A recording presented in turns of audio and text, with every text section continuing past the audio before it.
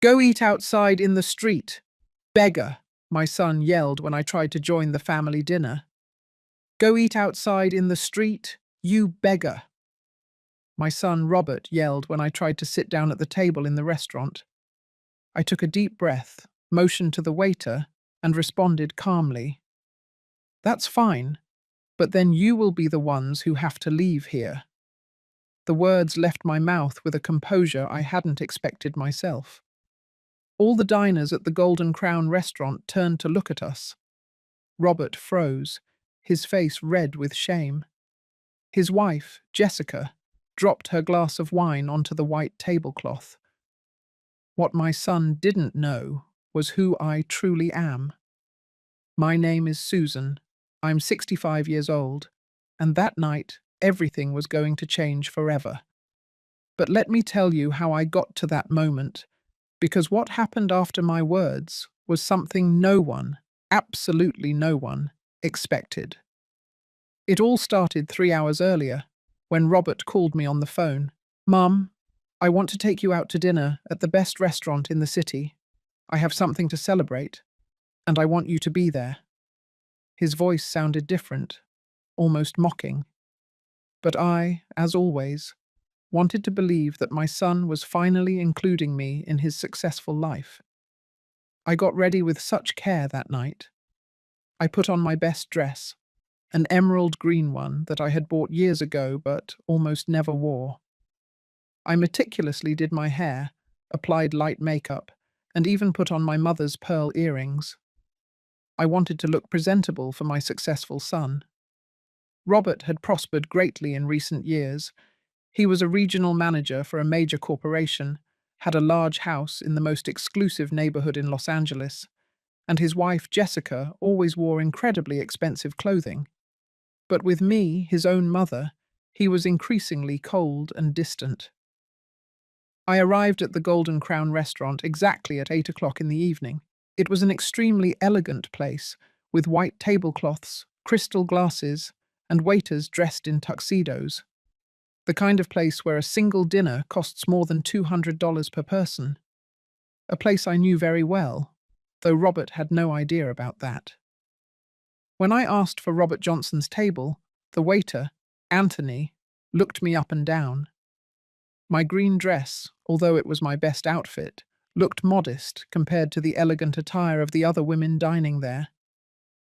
"Of course, ma'am. Follow me, please," he said to me with a professional smile. I walked, following him between the tables, feeling all the curious glances on me. Some people were whispering to each other, probably wondering what a woman like me was doing in such an exclusive place. Robert was already seated at a center table, next to Jessica. She was wearing a very expensive red dress and jewelry that glittered under the restaurant lights. As I approached, I noticed something that made my blood run cold. There was no chair for me. "Hello, son," I said with a forced smile, hoping he would stand up to give me a hug or at least explain where I was supposed to sit. Robert looked at me with a smile that didn't reach his eyes. "Oh, Mom, you made it." He didn't stand up. He didn't greet me warmly. Jessica didn't even look up from her plate. "And my chair?" I asked, feeling increasingly awkward. "Your chair." Robert burst out laughing, but it wasn't a joyful laugh. It was cruel, heartless. "Mom, I didn't invite you to dinner.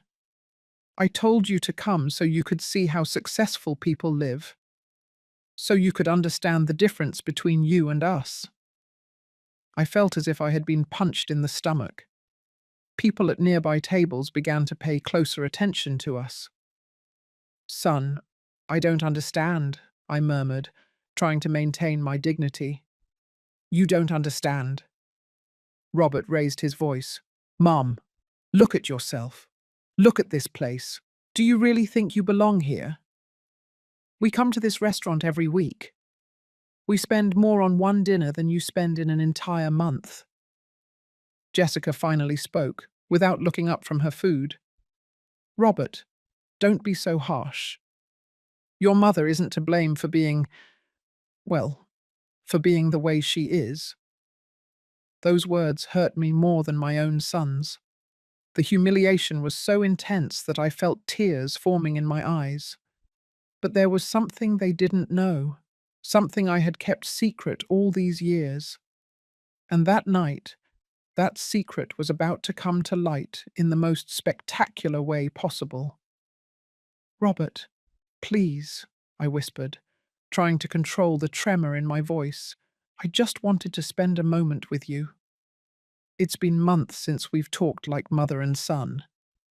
My son leaned back in his chair, crossing his arms as if he were enjoying my discomfort. "Talk? What are we going to talk about, Mum?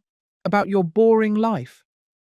About how you spend your days watching reality TV in your small apartment?" People at nearby tables were no longer pretending they weren't listening to our conversation. An elegant couple at the next table exchanged pitying glances toward me. I felt the heat rise up my neck, but something inside me told me to remain calm. "Son, I work hard. I've always worked hard to get ahead," I replied, trying to maintain my dignity. "I don't have much money, it's true, but I have my pride."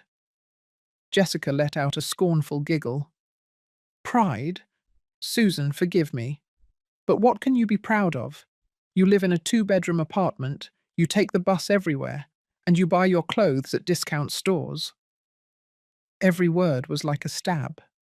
But what hurt the most was seeing the satisfied smile on my son's face. How had he become this cruel person? Where was the sweet boy I had raised with so much love? "Mum," Robert continued, raising his voice so more people could hear, "the truth is, I'm embarrassed to introduce you as my mother. Look at Jessica. Look how she dresses, how she talks, how she behaves. That's the kind of woman who belongs with someone like me." Jessica smiled complacently and smoothed her dyed blonde hair. Her red dress must have cost more than $1,000, and her shoes were from an Italian brand that I knew very well. Too well. "Jessica comes from an important family," Robert continued. "Her father owns 3 car dealerships. She went to a private university, speaks 3 languages, and understands business. And you? What can you teach me?" "How to survive on $200 a week." Tears threatened to spill from my eyes, but I held them back. There was something Robert didn't know. Something Jessica didn't know either. Something no one in my family knew. And that night, it was about to change their lives forever.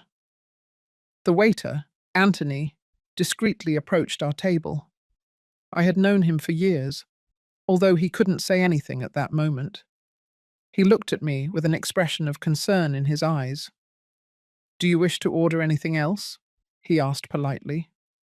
"No, thank you," Robert replied curtly. "My mother is not going to dine with us. In fact, I think it's time for her to leave." "But son," I murmured, "I thought you said you wanted to celebrate something with me." Robert laughed again. "Celebrate with you? Mum, what I want to celebrate is my promotion, my new position, my successful life. Do you think I want to celebrate that with someone who reminds me where I came from? Jessica and I belong to a different social level than yours." "Robert is right," added Jessica, taking a sip of her wine, which cost $100 a bottle. "We frequent these kinds of places because we can afford it. We have the money, the education, and the social class to be here. It's nothing personal against you, Susan, but there are differences that cannot be ignored." I looked around the restaurant. It was truly beautiful. The crystal lamps shone softly, the paintings on the walls were original works of art, and the piano music created a perfect atmosphere. Every detail had been carefully selected to create the most elegant experience possible. "This restaurant is truly beautiful," I commented in a low voice. "Of course it's beautiful," Robert responded arrogantly. "It's the most expensive one in the whole city. The waiting list to get a table here is 3 months. But when you have money and connections, Like us, doors open. Jessica nodded. We know the manager, the chef, and even the owner. Well, Robert knows the owner personally. That's why we always get the best table. A small smile appeared on my lips. If only he knew the truth about who really knew the owner of this restaurant. Mum, why are you smiling like that? Robert looked at me suspiciously. Do you find it funny that I'm explaining how the real world works? No, son, I responded calmly. I was just thinking about something.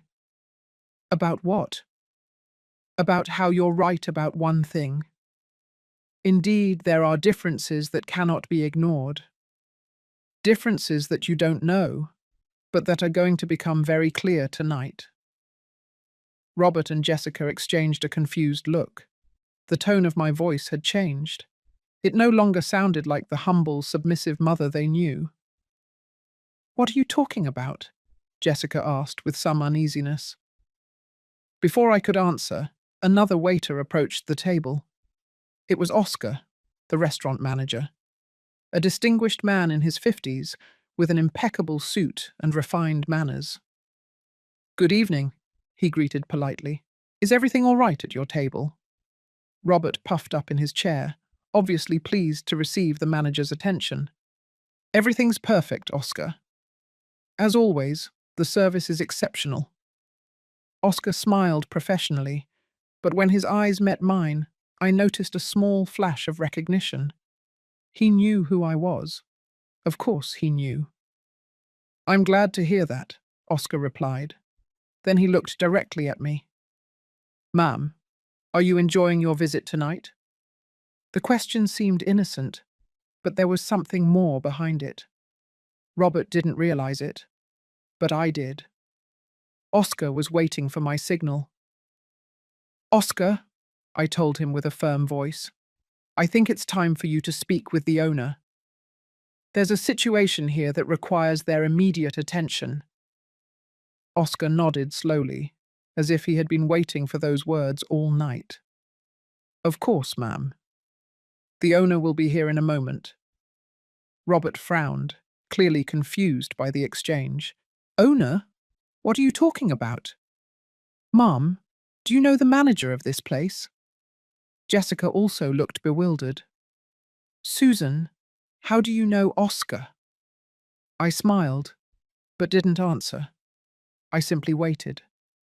The next few minutes would be the most important of my life, and definitely the most impactful for my son. Meanwhile, Robert turned to Oscar with his typical arrogance. Hey, Oscar, I don't know what's going on here, but my mother is a little confused lately. Sometimes she says things that don't make sense. Age, you know. Oscar maintained his professional smile, but didn't comment. His silence only increased the tension at the table. Why aren't you answering? Robert insisted. Do you really know my mother? Young Robert, Oscar replied carefully. I think it's best we wait for the owner. He will be able to clear up all your doubts. Jessica leaned closer to Robert and whispered, This is really weird. Your mother is acting strangely. Do you think she's okay in the head?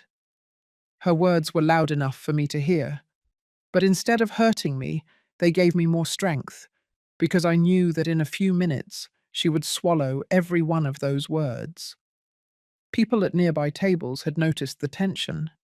Some diners had stopped eating to discreetly observe what was happening. The murmur of conversations had lessened, as if the whole restaurant was waiting for something. Robert began to grow impatient. Mum, this is ridiculous. I don't know what game you're playing, but it's over. Jessica and I want to enjoy our dinner in peace. In peace, I repeated, my voice growing firmer. Like the peace you've given me all these years. Like the peace of being treated like a stranger by my own son. Enough, Robert shouted, slamming the table. Glasses rattled, and several people turned completely toward us. You're making a scene. You're embarrassing me in front of all these important people. Jessica put her hand on Robert's arm. Calm down, honey. People are watching us. Exactly. Robert stood up, his face red with anger. Mum, I'm going to ask you to leave right now. You're ruining my night, my celebration, my reputation. I remained seated, completely calm. Your reputation? The reputation of someone who treats his own mother like trash? You're not trash, Robert yelled, but his tone said the opposite. You are. You're just different from us. You belong to another world. A world of common people, of people without ambition, of people who settle for little. The words echoed throughout the restaurant. An uncomfortable silence took over the place. Even the waiters had stopped what they were doing to watch the scene. Jessica also stood up. Susan, please. Robert is right. This is not your place. Look around you. Look how the other people are seeing you. They're looking at you with pity. She was right about one thing. People were looking at me, but not with pity. There was something else in their expressions. Curiosity, expectation, as if they knew something important was about to happen. Do you know how much this dinner costs, Mum? Robert continued, pointing to the table. $300. Just for what we've consumed so far, it's more than you spend on food in an entire month. And do you know how much the wine you're drinking costs? I added calmly. $250 a bottle. Dom Perignon, 2015. An excellent choice. Robert looked at me in surprise. How do you know that? Because I know this place well, son. Very well. Jessica laughed out loud. You know this place well? Since when? Since when do you come to look at the menu from outside? Her comment provoked some nervous laughter from nearby tables, but I didn't flinch. At that moment, a familiar figure appeared, walking toward our table. It was a man in his 60s, distinguished, wearing a perfectly tailored grey suit and a presence that commanded immediate respect. Oscar followed closely behind. Robert recognized him immediately. Mr. Harrison, he exclaimed with a servile smile. What an honor to see you here. I'm Robert Johnson. I think we met briefly at the business conference last month. Harrison nodded politely. Yes, I vaguely recall, but his eyes were fixed on me. Good evening, Susan. The way he said my name made Robert freeze. It wasn't the greeting of a successful businessman to an ordinary older woman. It was the greeting of someone who knew me well. Very well. Good evening, Harrison, I replied naturally. I'm very sorry you had to come all the way here for this matter. Jessica looked at Robert, completely confused. How does your mother know Mr. Harrison? Robert stammered. I don't know. Mum, how do you know Mr. Harrison? Harrison approached the table more closely, and his presence made all the nearby diners fall completely silent. Ms. Johnson, he said to me formally, is there a problem I need to resolve? The formal way he addressed me as Ms. Johnson made Robert frown even more. Why was such an important man speaking to me with so much respect? Yes, there is a problem, I replied clearly. My son and his wife have gravely disrespected me. They have publicly humiliated me in this restaurant, told me I don't belong here, and asked me to leave. Harrison nodded seriously. I understand. And what would you like me to do about it? Robert interrupted desperately. Wait. Mr. Harrison, there's a misunderstanding. My mother is exaggerating. I was just explaining to her that this place is a little sophisticated for her. Harrison turned to Robert with a cold expression. Sophisticated for her? Are you telling your mother she has no right to be in this restaurant? That's not it, Robert protested. It's just that, well, she can't afford a dinner here. She lives on $200 a week. This is beyond her means. Jessica nodded vigorously. Exactly. We weren't being cruel, just realistic. This place costs a fortune. Harrison looked at me again. Is that true, Susan? You can't afford to dine here? A slow smile spread across my face. It was the moment I had been waiting for years, the moment my son would discover who his mother really was. Well, Harrison, I said, getting up from my chair, that depends on how you look at it. I took an envelope from my purse that I had been carrying with me for months, waiting for the perfect moment to use it. I placed it on the table, right in front of Robert. What is that? Jessica asked suspiciously. Open it, I told Robert. Open it and read what it says. Robert took the envelope with trembling hands. Jessica leaned in to get a better look. When Robert pulled out the documents and began to read, his face turned as pale as wax. No, it can't be, he murmured. What does it say? Jessica asked anxiously, trying to see the documents over Robert's shoulder. What can't be? Robert read aloud, his voice trembling. Certificate of ownership. The Golden Crown Restaurant. Owner, Susan Johnson Miller. His voice faded into a whisper. Date of acquisition, March 15th, 2018. The silence that followed was deafening. People at nearby tables had completely stopped pretending they weren't listening. Some had even slightly risen from their seats to get a better look at what was happening. Jessica snatched the papers from Robert's hands. This has to be fake. It has to be a joke. Susan, these documents are fake. Harrison cleared his throat. Ms. Johnson, I assure you those documents are completely authentic. Ms. Susan Johnson is indeed the owner of this restaurant, and also of 4 other restaurants in the city. 4 other restaurants? Robert exclaimed, still in shock. Mom, this is impossible. You live in a small apartment, you take the bus, you shop at discount stores. I sat down again, feeling more powerful than I had felt in years. It's true, son. I live simply because I choose to, but that doesn't mean I don't have money. How much money? Jessica asked, her voice barely audible. Harrison answered for me. Ms. Johnson has a net worth of approximately $8 million. Her restaurants generate annual profits of about $2 million. Robert slumped into his chair as if he had been physically struck. $8 million. Why? Jessica murmured. Why did you never tell us anything? I leaned back in my chair, observing the shocked and confused faces of my son and his wife. Because I wanted to know the true character of the people around me. I wanted to know if they would love me for who I am, not for what I have. But Mom, Robert stammered, I'm your son.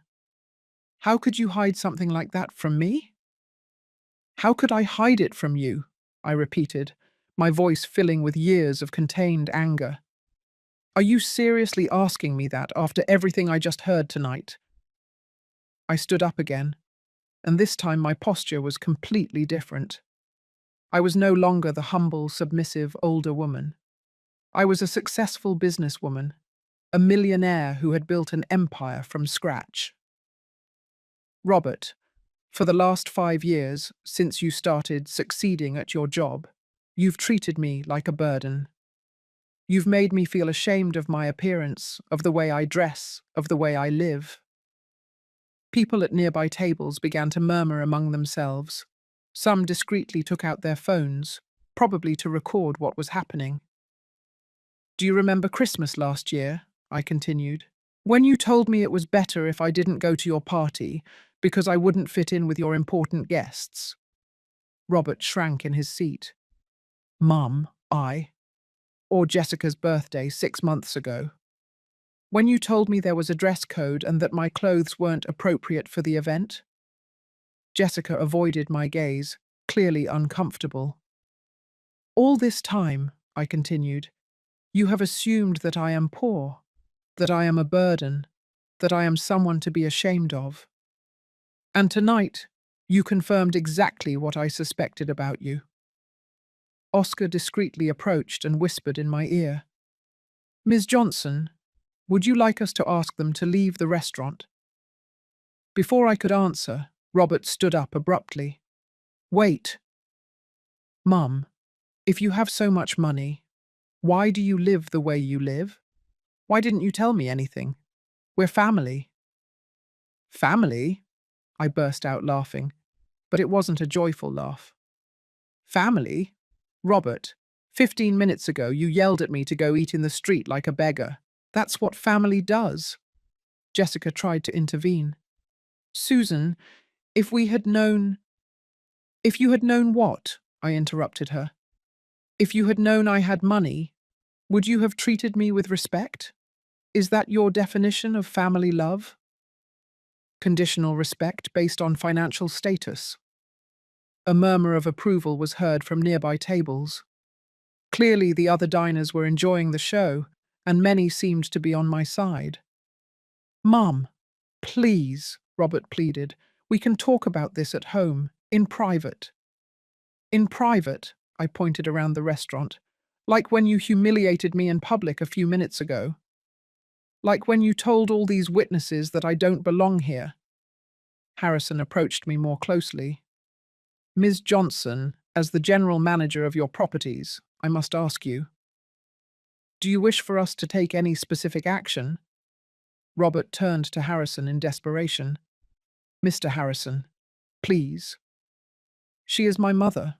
There must be some way to resolve this." "Young man," Harrison replied coldly, "you just spent the last 30 minutes insulting and humiliating the owner of this establishment.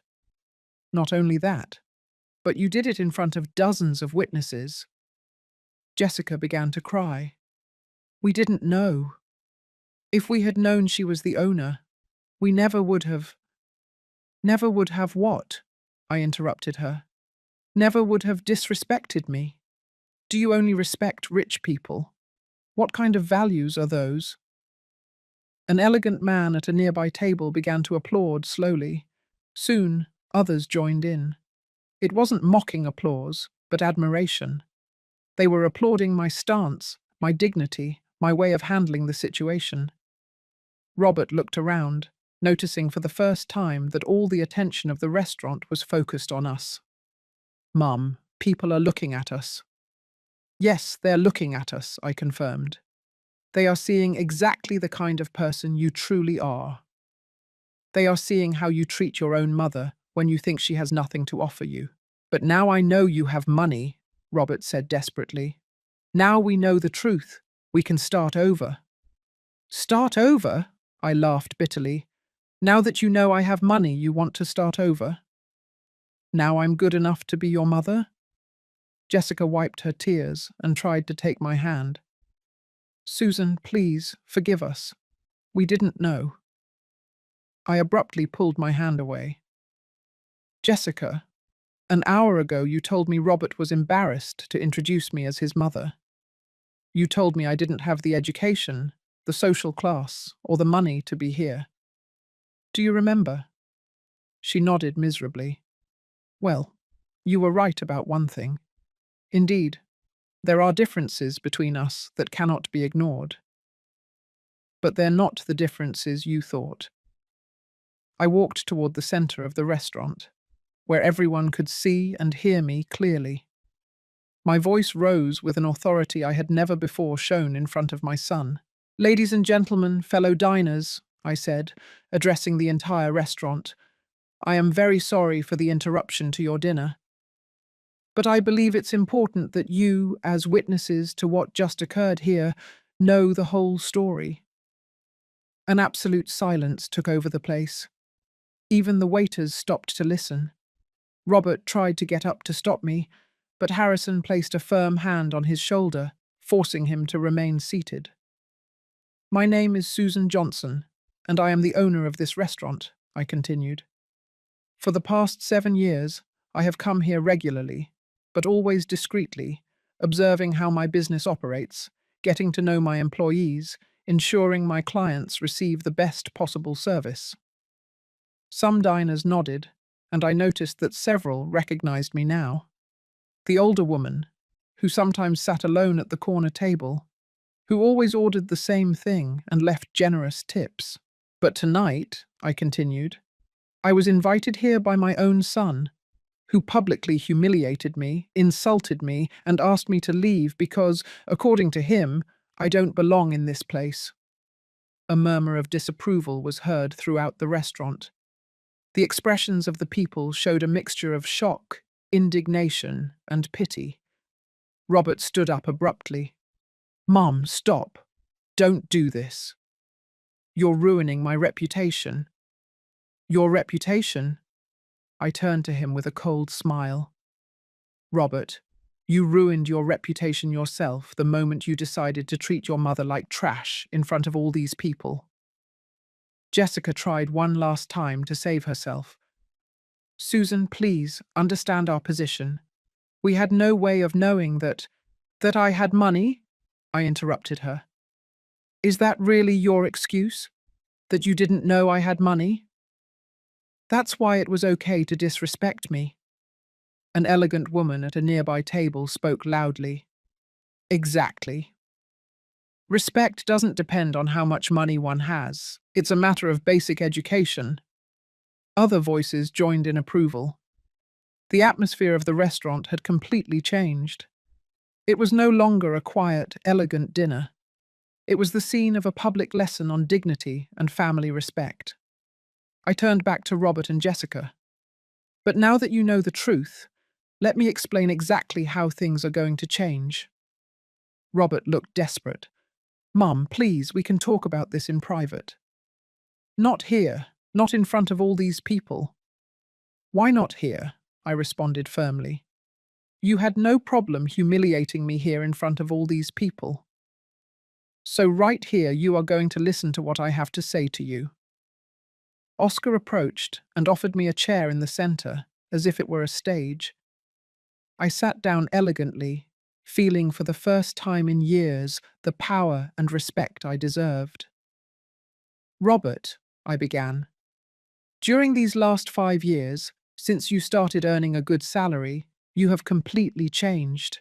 You have become arrogant, contemptuous, and you have forgotten where you come from. Mom, Don't interrupt me. My voice echoed throughout the restaurant. Now you are going to listen. You are going to listen to everything I have to tell you. Robert sank into his chair, clearly defeated. Do you remember when you were 12 years old and you got pneumonia? I continued. Do you remember that we didn't have health insurance and I worked 3 jobs for 2 months to pay for your treatment? My voice broke slightly as I recalled those difficult moments. I worked in an office by day, cleaning buildings at night, and in a diner on weekends. I slept 3 hours a night to make sure you had everything you needed. People in the restaurant listened in absolute silence. Some older women had tears in their eyes. And do you know why I did all that? I asked, looking directly at Robert. Because I loved you. Because you were my son. Not because you had money. Not because you could give me something in return. But because a mother's love is unconditional. Jessica began to cry again. But these were no longer tears of self-pity. She seemed to finally be understanding the magnitude of what they had done. But you, Robert, I continued, your love for me turned out to be completely conditional. You love me only when it suits you, only when I don't embarrass you, only when I fit your image of success. An elderly man at a table in the back shouted, That's right, Mom. Tell them the truth. The public's approval gave me even more strength. Now let me tell you how I got my money, because it's important that you understand it wasn't by luck or inheritance. Robert looked up, clearly curious despite his humiliation. After your father died when you were 15 years old, I explained, I was left alone with a huge debt and a son to support. But instead of sinking into self-pity, I decided to fight. I stood up again, walking slowly around the table as I spoke. I started working as a waitress in a small restaurant. But I didn't settle for that. I watched, I learned. I studied every aspect of the business, how the kitchen worked, how the finances were managed, how customers were treated. The silence in the restaurant was total. Even the staff had stopped working to listen to my story. After 5 years, when I had enough experience and savings, I took out a loan and bought my first small restaurant. It was a modest place, in a humble neighborhood, but I turned it into a success, Jessica whispered. That's why you know so much about restaurants. Exactly, I replied, because I built this empire from scratch, with my own hands, with my own effort. Every restaurant I bought afterward was because I had proven I could make a business work. Robert finally spoke, his voice breaking. Mum, I didn't know any of this. You didn't know because you never asked, I snapped. You were never interested in my life. You only cared that I didn't embarrass you in front of your successful friends. Harrison approached again. Ms. Johnson, would you like us to proceed with the procedure? What procedure? Robert asked with panic. I turned to him with a smile that didn't reach my eyes. The expulsion procedure. As the owner of this establishment, I have the right to prohibit entry to anyone who causes disturbances or disrespects other clients. You can't do that, Jessica shouted. We're family. Family, I laughed. An hour ago you told me I wasn't good enough to be part of your family. Now that you know I have money, suddenly we're family again. Spontaneous applause erupted from several tables. The diners were clearly enjoying watching justice unfold. Robert stood up desperately. Mum, please, forgive me. Forgive us. We can change. We can be better. You can change, I repeated. You can be better.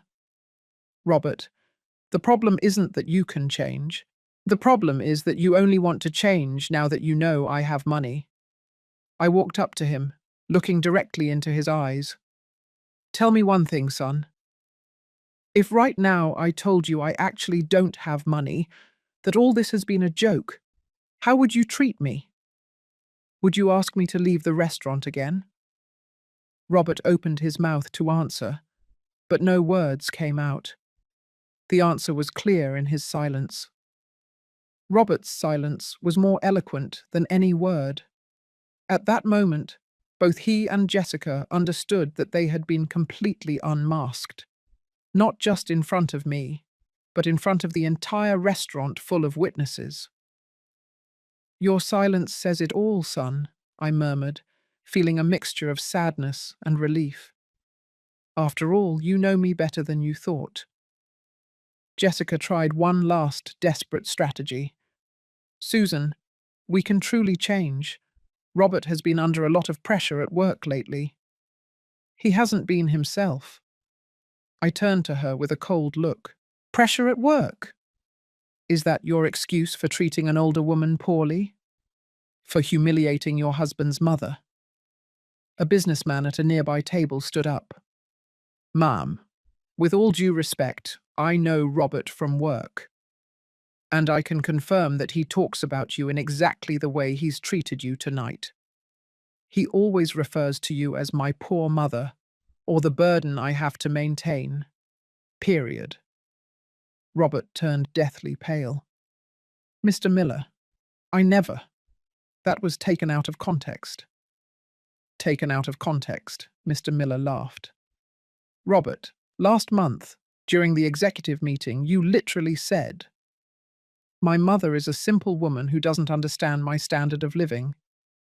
Sometimes it's embarrassing to have to explain why she can't accompany me to important social events.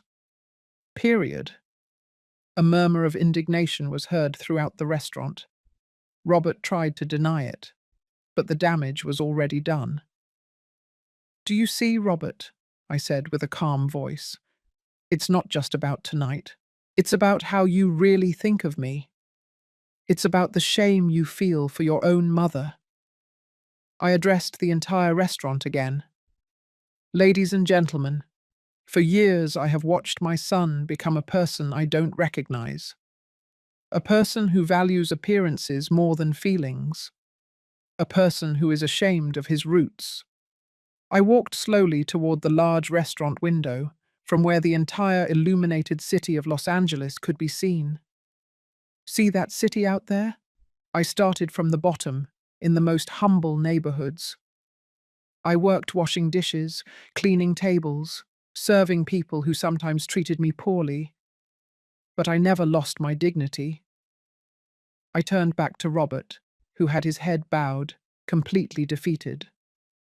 However, my own son, my own blood, has made me feel more humiliated in these last few years than any stranger ever has. Jessica began to cry harder. Susan, please, give us a chance. We can go to family therapy. We can fix this. Family therapy. I laughed bitterly. Jessica, do you really think this can be fixed with therapy? Do you think years of contempt and humiliation can be cured with a few sessions? Oscar approached discreetly.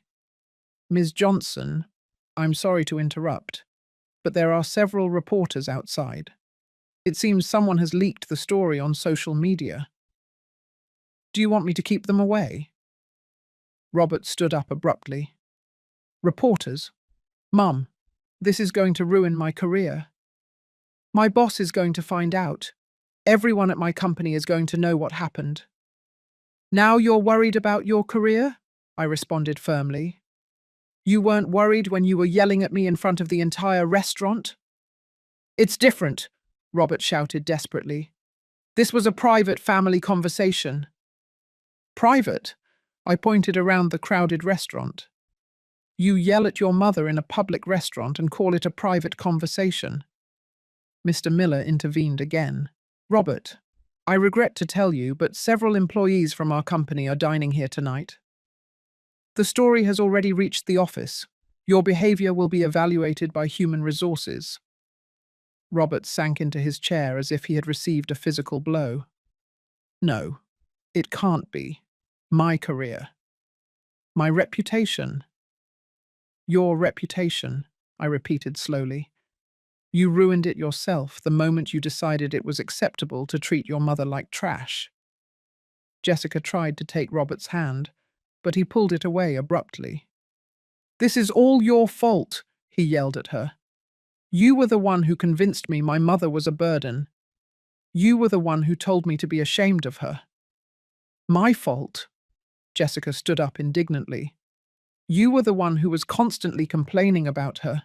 I was just supporting you. And there it was, the truth finally coming to light. Not only had they humiliated me tonight, but they had been speaking ill of me for years, feeding each other's contempt for me. Enough, I said firmly. Enough blaming each other. You are both equally responsible. I addressed Harrison. Please, bring the documents. What documents? Robert asked with terror in his voice. Harrison disappeared for a few minutes and returned with a thick folder. He opened it on the table and pulled out several papers. These, I said solemnly, are the documents that confirm I am the owner not only of this restaurant, but of a chain of 5 restaurants throughout the city. Jessica looked at the papers with wide eyes. 5 restaurants?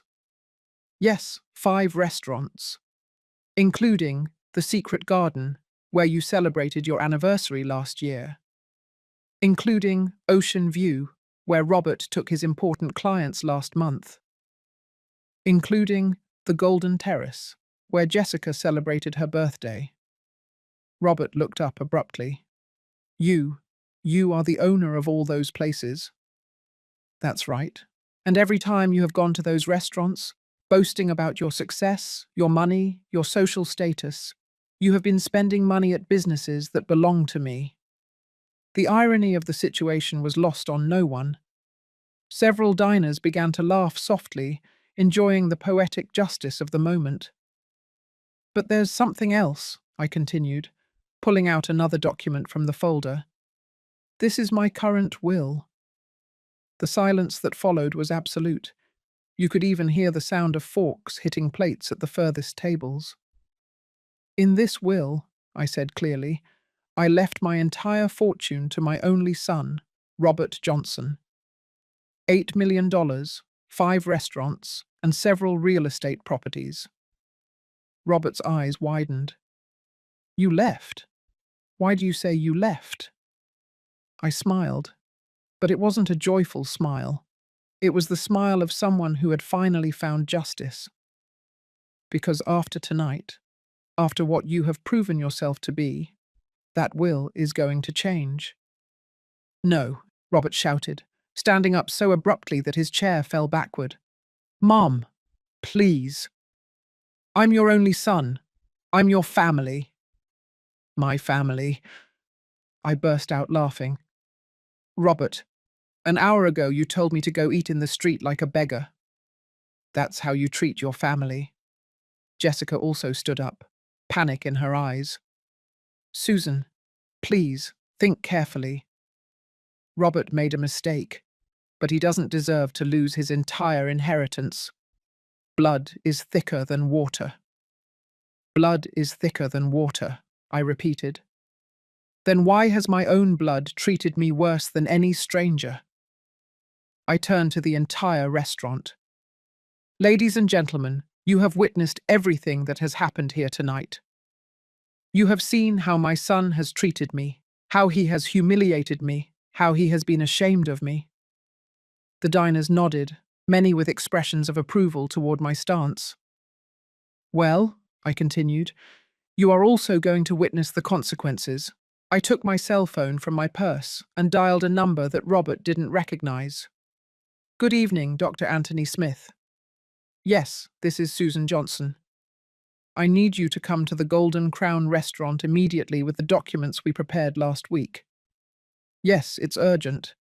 The new will. Robert froze. New will? You already prepared a new will? I ended the call and looked him directly in the eyes. Robert, did you really think this was the first time you had humiliated me? Did you think I hadn't realized how you treated me all these years? Jessica intervened desperately.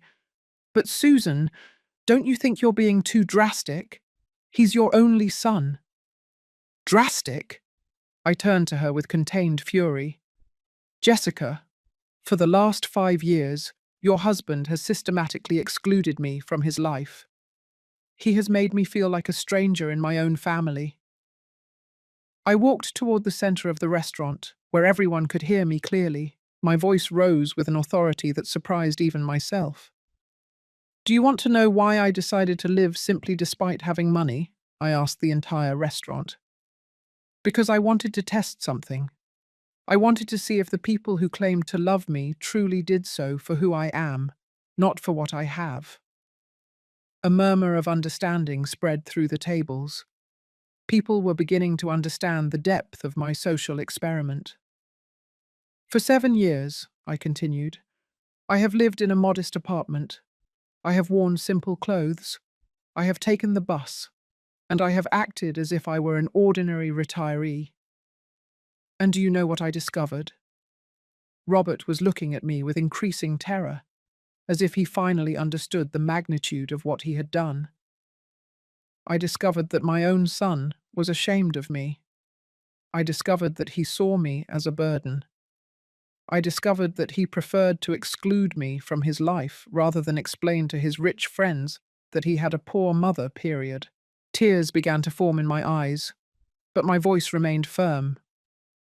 Do you know what it feels like for your own son to ask you not to go to his wedding because you don't fit the event's standard? A gasp was heard from several tables.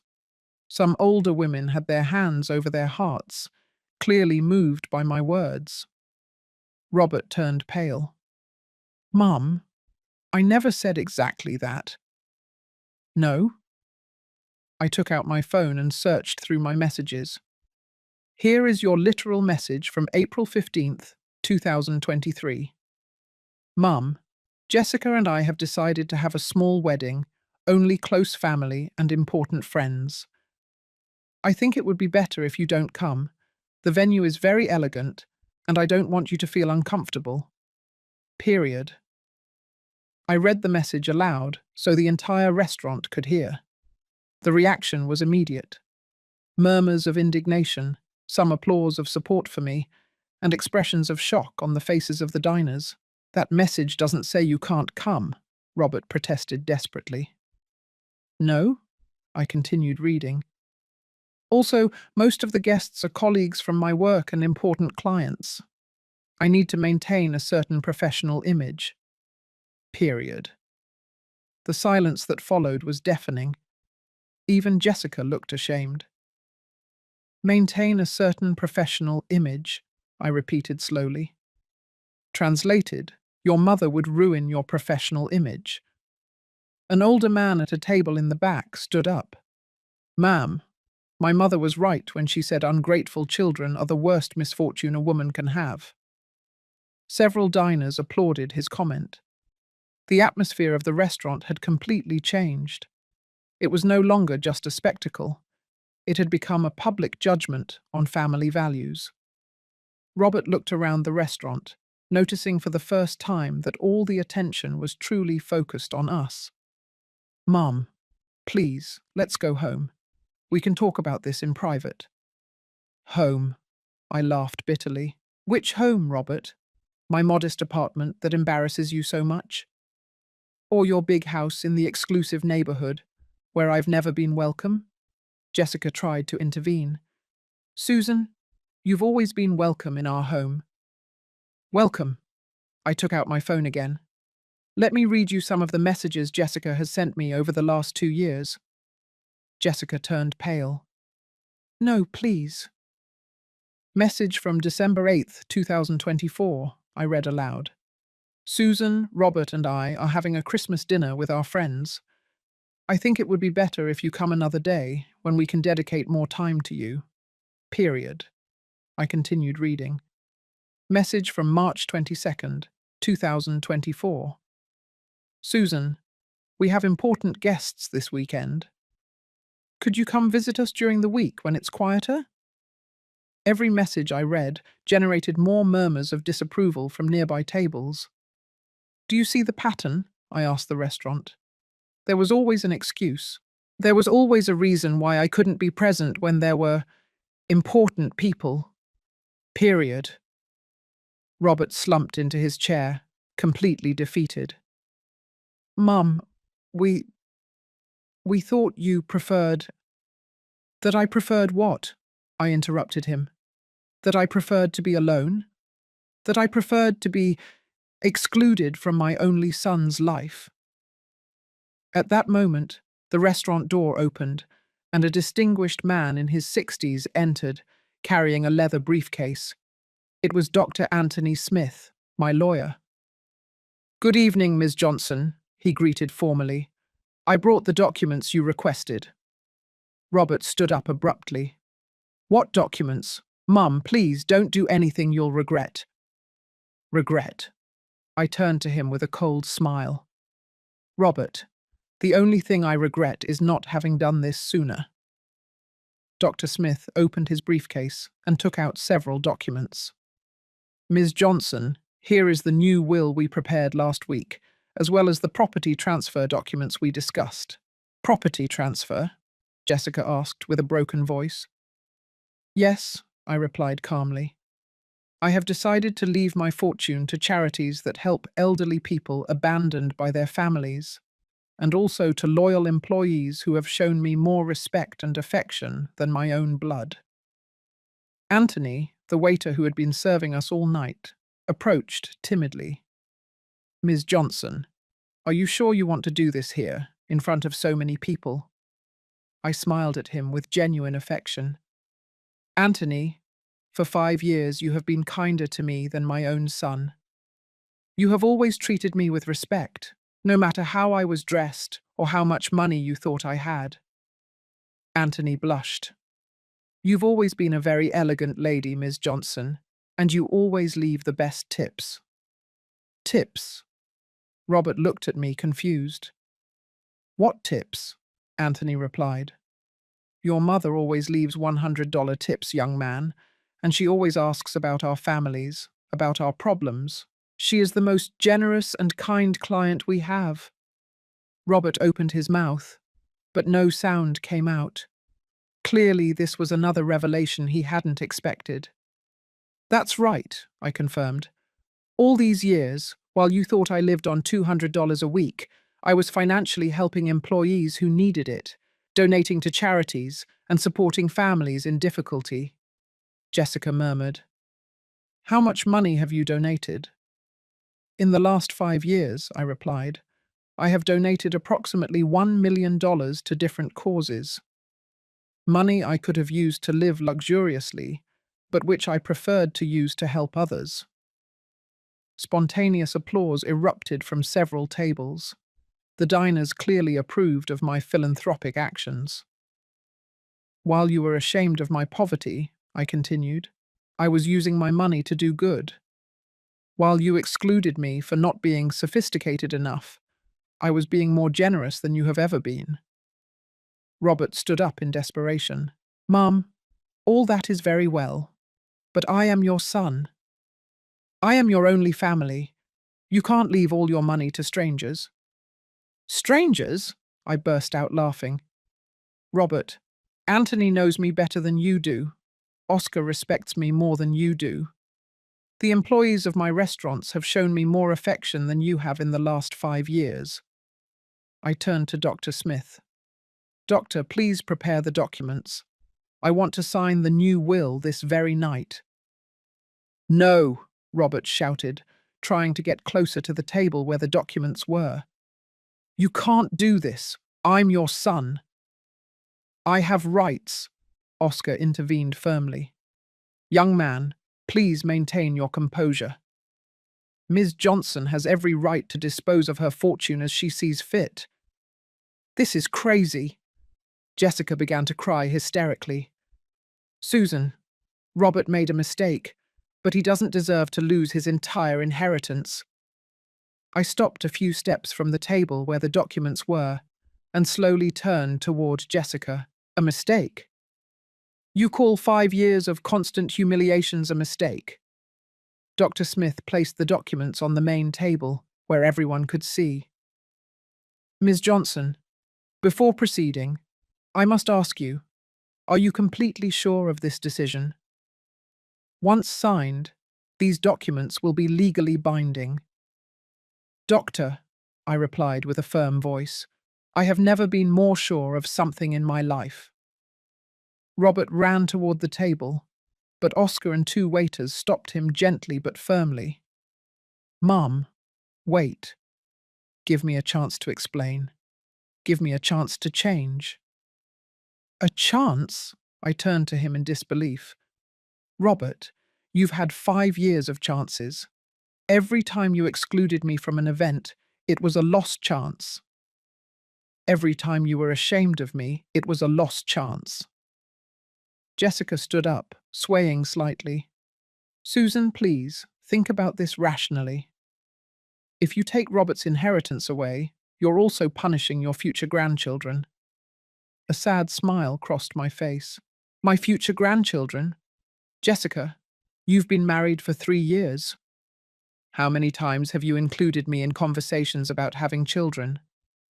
How many times have you made me feel like I would be a welcome grandmother? Jessica couldn't answer. The truth is, I continued, you don't want me to be part of your future children's lives. You don't want a poor, uneducated grandmother influencing the upbringing of your successful children, period. A murmur of understanding was heard throughout the restaurant. The diners could clearly see the logic in my words. Dr. Smith opened the folder of documents. Ms. Johnson, here are the new documents. The will divides your fortune among 5 charities and 10 employees of your restaurants who have demonstrated exceptional loyalty. Robert tried to approach again, but this time his voice was pleading. Mom, please, at least leave me a small part. Not everything, but something. A chance to show you I can change. I paused with the pen in my hand. A small part, so you can continue living comfortably without learning anything from this experience. No, Robert protested. so I can prove I've learned my lesson, so I can win you back. Jessica approached me with tears in her eyes. Susan, give him a chance. Put conditions on him. Make him earn your forgiveness. I looked at my son, who was standing there with red eyes and a distraught face. For the first time in years, I saw real vulnerability in him, not the superficial arrogance he had shown for so long. Conditions, I repeated slowly. What kind of conditions? Robert lit up with hope. Whatever you want, Mom. Anything. I'll do whatever it takes. Dr. Smith looked at me questioningly. Ms. Johnson, do you want us to explore that option?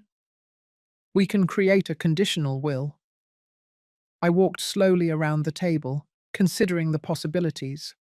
The entire restaurant was in absolute silence, awaiting my decision. Very well, I said finally. If you truly want a chance, Robert, here are my conditions. Robert nodded desperately. Yes, anything. First condition, I announced clearly so the entire restaurant could hear. For the next year, you and Jessica are going to volunteer at a retirement home. Every weekend. No exceptions. Jessica opened her mouth to protest, but Robert stopped her. I accept. What else? Second condition. You are going to move out of your big house and live on a budget of $1,500 a month. The same budget you thought I had. Robert paled. But Mum, my mortgage, my expenses. What, Robert? Can't you live on the budget you considered appropriate for your mother? The comment generated some nervous laughter from nearby tables. Third condition, I continued. You are going to work part-time at one of my restaurants. As a waiter, you are going to experience what it's like to serve others, to treat people of all social classes with respect. As a waiter, Jessica asked in horror. But Robert is an executive. Exactly, I replied. And it's time for him to learn humility. Robert took a deep breath. I accept. Are there more? Fourth condition. You are going to write public letters of apology. A letter to the local newspaper apologizing for your behavior toward the elderly. A letter to your company taking responsibility for your lack of family values. The color completely drained from Robert's face. Mum, that would ruin my career. Your career? I laughed. Robert, after what happened here tonight, your career is already ruined. This would at least give you the opportunity to save it with dignity. Mr. Miller, Robert's colleague, stood up. Excuse me, Ms. Johnson, but I must tell you that the company is already considering suspending Robert. His behavior tonight goes against all our corporate values. Robert turned to him in desperation. Mr. Miller, please. I'm sorry, Robert, Mr. Miller responded firmly. Our company values family respect and personal integrity. What we have seen here tonight is unacceptable. I turned back to Robert. See, your career is already in jeopardy. My conditions would at least give you a way to redeem yourself. And the fifth condition? Robert asked with a broken voice. The fifth condition is the most important, I said solemnly. For an entire year, you and Jessica are going to visit me every week. Not because I have money, but because I am your mother. You are going to spend time with me. You are going to really get to know me. You are going to learn who I am as a person. Jessica murmured. That doesn't sound so hard. No, I turned to her. Jessica, when was the last time you had a real conversation with me? A conversation where you asked me about my dreams, my fears, my life experiences. Jessica couldn't answer. And do you know what the sixth condition is? I added. Sixth, Robert asked nervously. If during this year of probation you fail to comply with any of these conditions, or if you demonstrate that you are only acting for the money, the original will automatically be activated. All the money will go to charity. Dr. Smith nodded. That is perfectly legal, Ms. Johnson. We can create a conditional will with those specifications. Robert looked at Jessica, who nodded reluctantly. I accept all the conditions. Mum, I completely accept them. Good, I said, taking the pen. But there is one more thing I need to say before signing any document. The entire restaurant held its breath. What happened here tonight cannot be undone. The words you said, the humiliation you caused me, the pain you made me feel, that is already part of our history. Robert nodded with tears in his eyes. I know, Mum. I know, and I'm very sorry. Don't tell me you're sorry, I responded firmly. Show me. Show me over the next year that you have really learned something from this experience. I turned to Dr. Smith. Doctor, prepare the conditional will with all the conditions I have mentioned. Of course, Ms. Johnson, he replied, beginning to write. While the lawyer prepared the documents, I addressed the entire restaurant once more. Ladies and gentlemen, you have witnessed a very important lesson tonight. You have seen what happens when people value money more than respect, when they confuse material success with human worth. Applause began from one table and spread throughout the restaurant. It was applause of approval, of respect, of admiration for the way I had handled the situation. I hope, I continued, that all of you will remember this night when you interact with your own families. I hope you remember that respect and love do not have an entrance fee. The applause grew stronger. Some people stood up, giving me an ovation. Robert approached me timidly. Mom, can I hug you? I looked at him for a long moment. Robert, hugs are something you earn. Over the next year, you are going to have to earn every hug, every smile, every moment of affection. He nodded, finally understanding the magnitude of what he had lost. 6 months after that night that changed everything, I found myself sitting at the same table at the Golden Crown restaurant. But this time, the atmosphere was completely different. There was no tension, no shouting, no humiliation. There was only a 65-year-old woman watching her son work as a waiter in her own restaurant. Robert approached my table with a tray in his hands, wearing the restaurant's black uniform. His face no longer showed arrogance or shame. There was something new in his eyes, genuine humility. Good evening, Ms. Johnson, he said to me with a smile that seemed real for the first time in years. What would you like to order tonight? I smiled, but maintained my composure. Robert, how has your day been? Difficult, he admitted, sitting in the chair opposite me when I motioned for him. A client yelled at me because their soup was too hot. Another complained because it took me 30 seconds to bring them water. And a woman treated me as if I were invisible. And how did that make you feel? I asked, although I already knew the answer. Robert lowered his gaze. Horrible. Humiliated. As if I weren't a complete person. He raised his eyes to me. How did I make you feel for so many years? It was the first time in months that he had directly admitted the parallel between his current experience and how he had treated me. It was progress. And Jessica, I asked, how is she handling the changes? Better than I expected, Robert replied honestly. At first, she complained a lot about the small apartment, the limited budget, the volunteer work at the retirement home. But something changed a few weeks ago. What changed?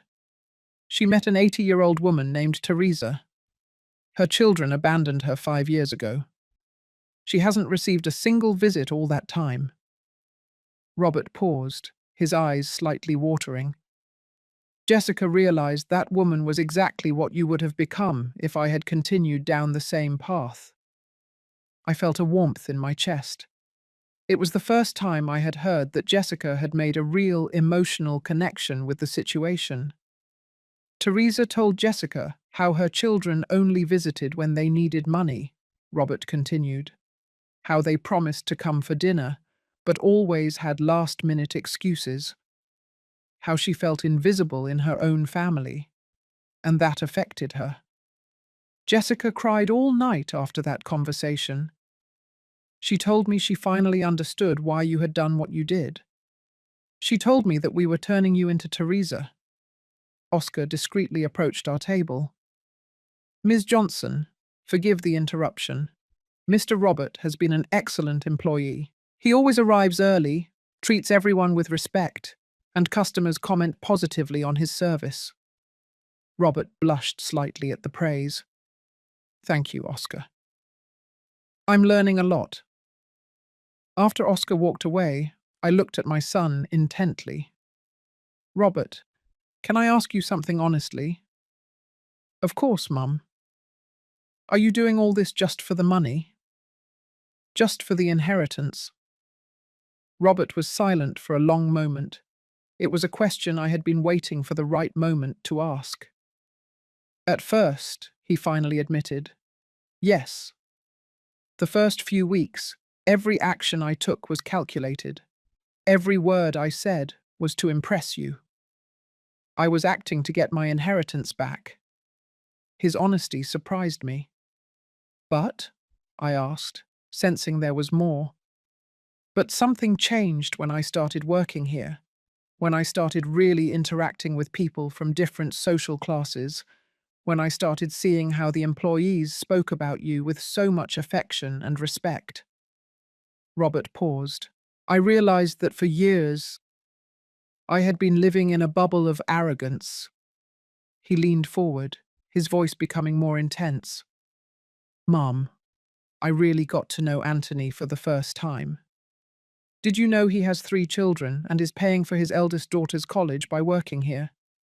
Did you know that you secretly paid for his gallbladder surgery last year? I smiled softly. Anthony is a good man, and I treated him as if he were invisible. I treated him as if he were just a waiter. But he is a hard-working father. He is a noble man. He is someone who deserves respect. Robert ran his hands through his hair. How could I have been so blind? And what about your career? I asked. Do you regret losing your executive position? Robert burst out laughing, but it wasn't a bitter laugh. You know what? No. And that surprises even me. Why not? Because I realized that my success was built on false values. I realized that I was so obsessed with impressing others that I lost sight of who I really was. At that moment, Jessica entered the restaurant. She no longer wore expensive dresses or ostentatious jewelry. She wore simple but elegant clothes, and there was something different about her posture. She seemed more authentic. Hello, Susan, she greeted me, and for the first time in years, her greeting sounded genuine. How are you? Fine, Jessica. How was the retirement home today? Emotional, she replied, sitting next to Robert. Teresa taught me how to knit, and she told me stories about her youth during the war. The wisdom these people have is incredible. I saw that Robert looked at her with admiration. It was clear that these changes in Jessica had also strengthened their relationship. Susan, Jessica continued, I want to apologize to you, not just for that night at the restaurant, but for years of terrible behavior. What exactly do you mean? I asked. I needed to know that she understood exactly what she had done wrong. I mean all the times I excluded you from our lives, because I thought you weren't sophisticated enough. I mean all the times I influenced Robert to be ashamed of you. I mean having judged your worth as a person based solely on your economic appearance. Her words sounded sincere. And now that you know I have money, how do you feel about it? Honestly, Jessica smiled sadly. I feel like an idiot. All these months working with the elderly, I have met so many extraordinary people who live on very little money but have immense emotional wealth. Robert nodded. Mum, we've learned that real wealth has nothing to do with the money in the bank. I took an envelope from my purse and placed it on the table. Robert and Jessica looked at it with curiosity and some nervousness. What is that? Robert asked. It's an evaluation, I replied. Over these 6 months, I have been watching, asking questions, investigating. I've talked to your supervisors at the retirement home, to your co-workers here at the restaurant, to your neighbours in the small apartment. Jessica turned pale. An evaluation of what? Of whether your changes are genuine, or if you are only acting for the money. I opened the envelope and pulled out several papers. Here is the report from the retirement home supervisor. It says that you not only meet your required hours, but often stay extra time. It says that you have emotionally connected with the residents. Robert and Jessica exchanged hopeful glances. Here is Oscar's report on Robert's performance as a waiter. It says he is respectful, hard-working, and genuinely cares about the customer's experience, I continued reading. And here are the observations from your neighbours about how you live now. They say you are humble, that you help other residents, that you don't complain about your reduced circumstances. And what is your conclusion? Jessica asked with a trembling voice. I put the papers back in the envelope and looked them directly in the eyes. My conclusion is that you have learned your lesson. Not completely, because 6 months don't erase 5 years of problematic behaviour, but you have shown that change is possible. Robert began to smile hopefully. Does that mean what? That means, I said solemnly, that we are going to continue with this process, but with modifications. What kind of modifications? Jessica asked. First, Robert is going to continue working at the restaurant, but now he will receive a fair salary and will have the opportunity to learn the business from the bottom up. If he demonstrates real capacity and dedication, he could eventually have a role in management. Robert nodded enthusiastically. Second, you are going to move to a larger apartment, but you will not return to your previous lifestyle. You are going to live comfortably but modestly. And third, I continued, we are going to start spending time together as a family. Real time, not an act. We are going to get to know each other as people. Jessica began to cry, but these were tears of relief and gratitude. Thank you, Susan. Thank you for giving us this chance. Don't thank me yet, I said firmly. This is just the beginning. You have to keep proving that these changes are permanent. Robert took my hand. Mum, I want you to know something. Even if you decide not to leave me any money, these months have been the most valuable of my life. I have learned who I really want to be. For the first time in years, I allowed tears to flow freely down my cheeks. You know what, Robert? That is the only thing I ever wanted to hear you say. I stood up and looked around the restaurant where everything had changed 6 months ago. Tonight, when those cruel words left your mouth, I thought I had lost my son forever. But now I see that I didn't lose him. He had only been hidden beneath layers of arrogance and false values. Robert stood up as well and looked me in the eyes. Mum, can I hug you now? I smiled, remembering my words from that night, that hugs were something you earned. Yes, son, you have earned this hug. When Robert hugged me, I felt something I hadn't felt in years, the unconditional love of a son who finally understood the worth of his mother, not for her money, not for what she could give him, but for who she was as a person. Jessica joined the hug, and for the first time in a long time, I truly felt like I had a family. As we separated, I looked toward the restaurant tables.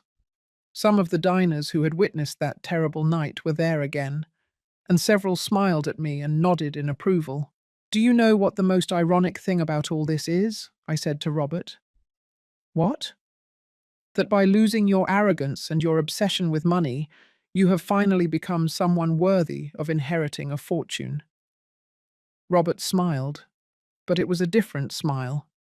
It was the smile of someone who had found something more valuable than money. He had found his humanity. And I, Susan Johnson, had found something I thought I had lost forever. I had found my son. Real wealth, after all, is not measured in dollars.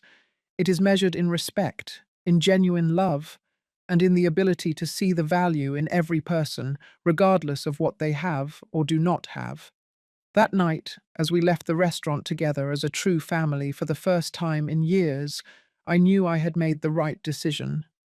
Sometimes, to save someone you love, you first have to be willing to lose them. And sometimes, the greatest wealth you can leave your children is not money, but the lesson of how to be a good person.